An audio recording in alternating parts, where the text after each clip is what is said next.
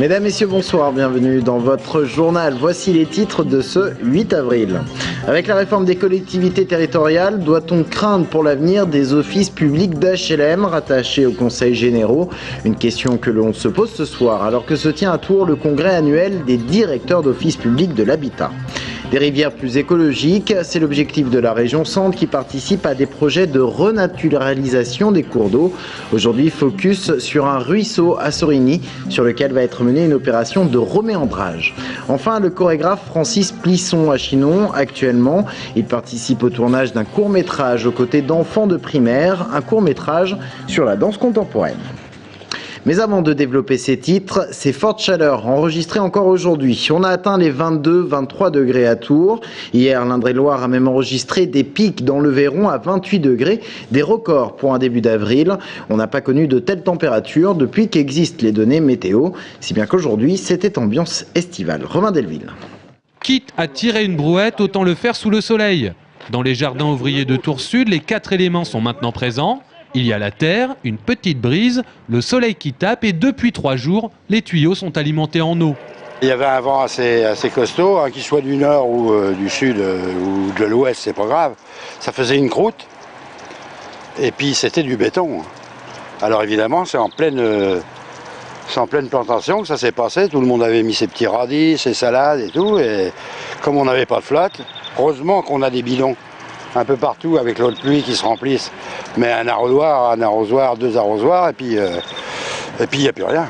Sur l'allée des Marguerites, Jean-Pierre et Philippe sont voisins de jardin. Les 2 retraités partagent des plants de tomates anciennes, des conseils à la main verte et bien sûr des observations météorologiques. Enfin, c'est déjà pas normal qu'on ait un soleil comme ça au début d'avril et puis tout. Mais enfin bon, ce qui est pris est pris. Hein, ce qui sera plus pris, ça pourra prendre. Bon, enfin, on en profite. Avril, avoir du temps comme ceci, c'est quand même exceptionnel. Hein. Les radis seront prêts pour samedi, les poireaux sont tout juste naissants, les tulipes sont à bout de souffle. Pas de doute, le soleil a donné ces derniers jours. C'est bon pour les jardins et pas seulement. C'est déjà bon pour l'os des jardiniers.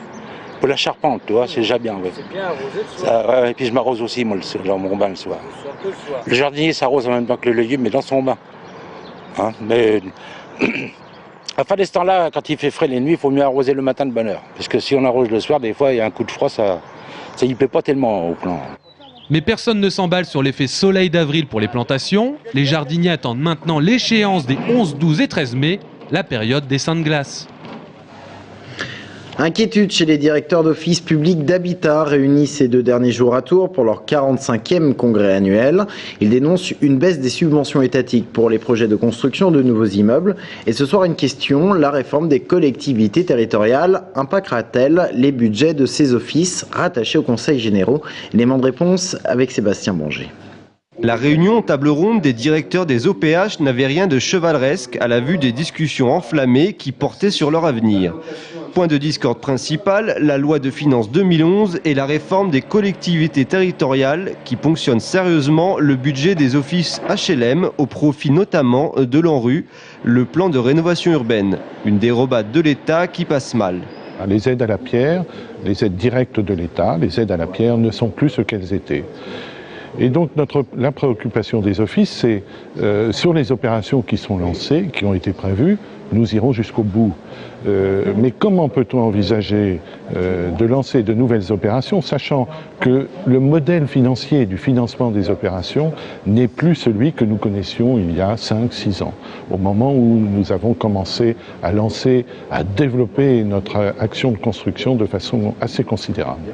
Une inquiétude à laquelle l'État se dit attentif, mais le choix politique de redistribuer les fonds des offices indique clairement que la priorité est de boucler le budget de l'État en matière de rénovation urbaine au détriment des aides directes à la construction. Les financements d'aides directes à la construction vont être modifiés, diminués, transformés. Très clairement, priorité du gouvernement, c'est quand même d'affecter les moyens là où il y en a le plus besoin. Donc oui, il y aura un effet territorialisation des moyens financiers. L'État s'engage tout de même à continuer d'honorer les aides fiscales accordées aux offices HLM et à ne pas toucher à celles attribuées aux locataires. Alerte au démarchage suspect à Tours. Des potentiels arnaqueurs font du porte-à-porte en vue de modifier des contrats de gaz. Ils vous demanderaient vos factures actuelles et vous établiraient de fausses nouvelles factures sans votre signature. La prudence est donc de mise. Jusqu'au 11 avril, la semaine de l'eau met à l'honneur les actions entreprises autour du développement durable et de l'amélioration de la qualité de l'eau. Ce soir, focus sur l'une de ces opérations soutenues par la région Centre, un projet de reméandrage d'un ruisseau à Sorigny. Cette opération s'inscrit dans le cadre des projets de renaturalisation des cours d'eau dans la région. Sabrina Meloult. Ce sont les petits ruisseaux qui font de grandes rivières, des mots qui n'ont jamais sonné aussi vrai que de nos jours. Renaturer des rivières afin de préserver la ressource en eau est aujourd'hui une urgence que les collectivités territoriales commencent à prendre en considération. De grands travaux qui ont un coût, 12 millions d'euros sur 6 ans, mais avec un objectif limpide. Retrouver la vie normale de milliers de kilomètres de rivières de manière à ce qu'elles retrouvent une vie pour la faune, pour la flore et puis aussi pour les habitants, pour qu'on retrouve des rivières qui coulent dans l'ensemble de la région Centre. Donc on a besoin de retrouver des espèces, de redonner de la vie à des espèces piscicoles, mais pas seulement piscicoles, des oiseaux qui nichent sur les bords. Aider la nature en la remettant dans son état d'origine, il s'agit alors de transformer les fossés qui sont en fait d'anciens ruisseaux. Plusieurs causes sont à l'origine de cette dénaturation des milieux aquatiques, notamment la construction des autoroutes qui a participé à élargir et à approfondir les ruisseaux. Il faut donc donner aux cours d'eau la possibilité de se réimplanter.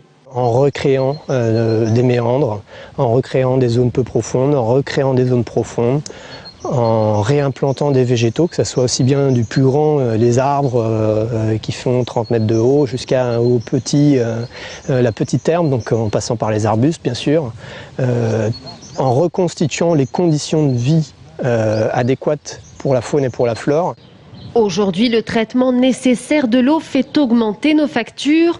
En Europe, les cours d'eau devront atteindre le bon état écologique pour l'année 2013. Pour la deuxième année consécutive, le chorégraphe Francis Plisson est à Chinon.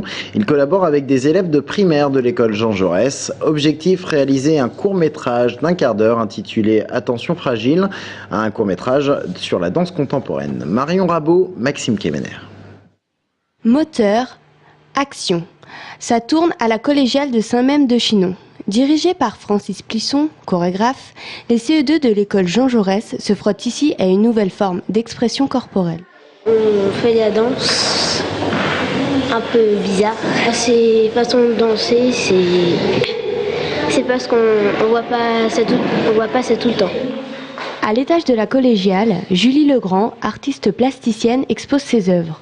Une impression de fragilité et d'équilibre qui a plu au chorégraphe. Pas d'histoire ni de scénario, le film est construit comme un spectacle vivant. Avant tout, on est quand même sur un film de danse, donc de matériel de danse. Donc on va pas. Il y a longtemps qu'ils ont compris qu'on n'essayait pas de raconter une histoire, mais on va essayer de raconter ce qu'on appelle des histoires en forme ouverte, c'est-à-dire quelque chose qui va raconter plein d'histoires. Donc les gens vont se fabriquer une histoire. Ça, je crois que ça s'est passé avec eux. Donc ils posent aucune question. Depuis le début du film, ils ont compris qu'on n'allait pas, en tout cas en travaillant avec moi, qu'on n'allait pas faire un film policier. Pour les réalisateurs, l'enjeu était de tirer avantage du naturel de leurs jeunes acteurs. Saisir ces moments de spontanéité. Là, nous avons des enfants qui ne sont pas professionnels, qui sont avec, entre guillemets, la maladresse. Je dis entre guillemets parce que cette maladresse s'avère être une véritable richesse. Parce qu'ils sont vraiment dans un geste premier.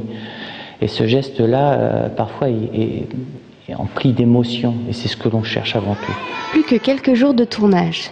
La première étape d'une carrière qui les emmènera, qui sait, jusqu'en haut de l'affiche. Comme chaque vendredi, nous faisons le point sur les événements de votre week-end. Voici l'agenda de la rédaction, préparé ce soir par Maxime Kemener et Marion Rabot. On commence cet agenda avec une initiative solidaire. Hier, la terre a encore tremblé au Japon et la ville de Tours organise un concert de soutien au peuple nippon. Les artistes tourangeaux interpréteront dimanche à l'hôtel de ville des œuvres de Mendelssohn, Berlioz, Doppler ou encore des airs issus du folklore japonais. Autre concert, celui de Frédéric François demain au Vinci. Il interprète les titres de son dernier album, Chanteur d'amour. L'artiste aux 85 disques d'or est actuellement en tournée dans toute la France, tournée qui s'achèvera en mars 2012 à l'Olympia. C'est la 3e édition du Festival des Rires de Saint-Avertin. Au programme ce week-end, les Cruella, où l'histoire de 3 copines à la recherche de l'homme idéal, et Réaction en chaîne avec Smaïn, qui raconte les déboires d'une chaîne de télé en perte de vitesse. L'après-midi de dimanche sera consacré aux enfants avec les aventures de Jules au pas de peau. Astronomie maintenant, les amoureux des étoiles se retrouvent au planétarium de Toxigny. L'observatoire a réalisé un film de plus d'1 heure pour emmener les visiteurs à la découverte de l'univers. Il a fallu 6 mois aux membres de la Société d'astronomie pour mener ce projet à bien. Elle a tenu à réaliser elle-même ces images afin de proposer une expérience inédite. Les flashmobs deviennent de plus en plus tendance. Un flashmob, c'est un rassemblement lors duquel tous les participants exécutent une action précise avant de se disperser. Une manifestation de ce type est organisée samedi à 18h sur le parvis de la gare de Saint-Pierre-des-Corps dans le cadre des rencontres interrégionales d'éducation physique. Et on termine cet agenda avec un rendez-vous incontournable pour les gourmands, dimanche au Parc des Expositions. C'est la 8e édition du Salon Chocolat en Fête. Une trentaine de stands seront disposés pour découvrir les savoir-faire des confiseurs et autres pâtissiers. A noter que cette année, les fonds récoltés seront reversés à la recherche médicale Tourangelle. C'est la fin de cet agenda. Je vous souhaite à toutes et à tous un excellent week-end.